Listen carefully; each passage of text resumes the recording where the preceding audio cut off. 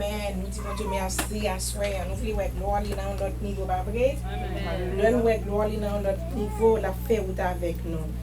Nous allons faire lecture parole bon Dieu que nous avons joint dans l'épître de Jacques. C'est chapitre 1er. Nous avons lu du verset 1er jusqu'au verset 20. Nous souhaitons que tout le monde vienne plus et suive avec nous pour la gloire de Dieu. Jacques, serviteur de Dieu et du Seigneur Jésus-Christ, aux 12 tribus qui sont dans la dispersion. Salut. Mes frères, regardez comme un sujet de joie complète les diverses épreuves auxquelles vous pouvez être exposés, sachant que l'épreuve de votre foi produit la patience. Mais il faut que la patience accomplisse parfaitement son œuvre, afin que vous soyez parfaits et accomplis sans faillir en rien. Si quelqu'un de vous manque de sagesse, qu'il la demande à Dieu, qui donne à tous simplement et sans reproche, et elle lui sera donnée. Mais qu'il la demande avec foi, sans douter, car celui qui doute est semblable au flot de la mer, agité par le vent et poussé de côté et d'autre. Que tel homme ne s'imagine pas qu'il recevra quelque chose du Seigneur. C'est un homme irrésolu, inconstant dans toutes ses voies.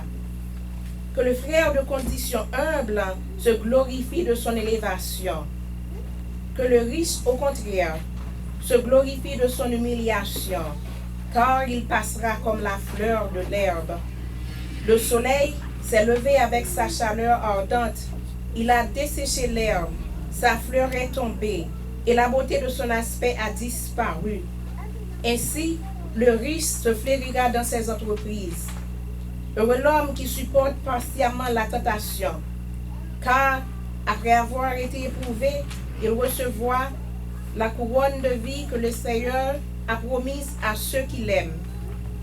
Que personne, lorsqu'il est tenté, ne dise « c'est Dieu qui me tente », car Dieu ne peut être tenté par le mal, et il ne tente lui-même personne. Mais chacun est tenté quand il est attiré et amorcé par sa propre convoitise. Puis la convoitise, lorsqu'elle a conçu, enfante le péché. Et le péché, étant consommé, produit la mort. Ne vous y trompez pas, mes frères bien-aimés. Toute grâce excellente et tout don parfait descend d'en haut, du Père des Lumières, chez lequel il n'y a ni changement, ni ombre de variation. Il nous a engendrés selon sa volonté pour la parole de vérité, afin que nous soyons en quelque sorte les prémices de ses créatures. Sachez-le, mes frères bien-aimés, ainsi que tout homme soit prompt à écouter, lent à parler, lent à se mettre en colère, car la colère de l'homme n'accomplit pas la justice de Dieu. Parole du Seigneur. Amen.